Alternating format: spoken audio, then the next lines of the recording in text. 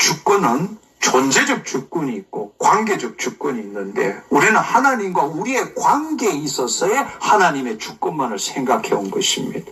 결론적으로 말하자면 어떤 영향도 받지 않고 하나님의 본질, 존재 자체는 하나님은 삼위일체 하나님이십니다. 그 하나님은 사랑, 생명, 하나됨이십니다. 그래서 어떤 영향도 받지 않고 어떤 것과 관계없이 하나님 스스로 존재하시는 그 본질은 사랑과 생명과 하나됨이라는 사실을 우리는 알아야 합니다.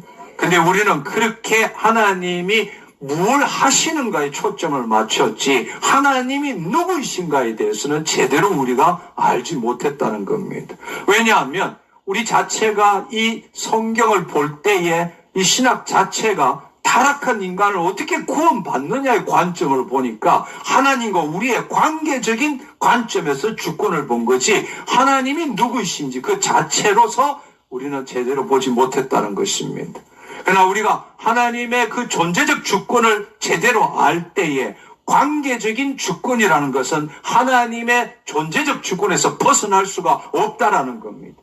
한 예를 들어서 하나님이 사랑이고 생명이시고 하나됨이라면 우리가 이야기하는 것처럼 예정론이라는 게 있을 수가 없는 거예요. 왜냐하면 하나님이 구원받을 자와 구원받지 못할 자를 이미 정했다는 것은 하나님의 사랑과 생명과 하나됨에 위배되는 거라고. 어떠한 우리가 말하는 성경의 어떠한 이야기도 그 기준은 뭐냐? 하나님의 존재적 주권이에요. 하나님의 존재적 주권에서 벗어나는 일은 그것은 잘못된 해석이라고. 있을 수가 없는 이야기. 모든 것의 기준은 하나님의 존재적 주권에 비추어 볼 줄 알아야 합니다. 따라서 앞서 말한 신정론, 왜 하나님 우리에게 고통을 주시고 고난을 주시는가? 형벌, 우리가 죄를 지었기 때문에 형벌을 주시는 거다. 그것이 과연 하나님의 사랑과 생명과 하나됨에 일치되느냐고. 되지 않는 거예요. 그렇다면 우리는 그거 잘못된 해석이라고. 하나님은 본질이, 하나님은 우리를 사랑하시지만 하나님이 사랑이세요. 하나님이 생명이세요. 할렐루야. 하나님이 하나됨이시라고.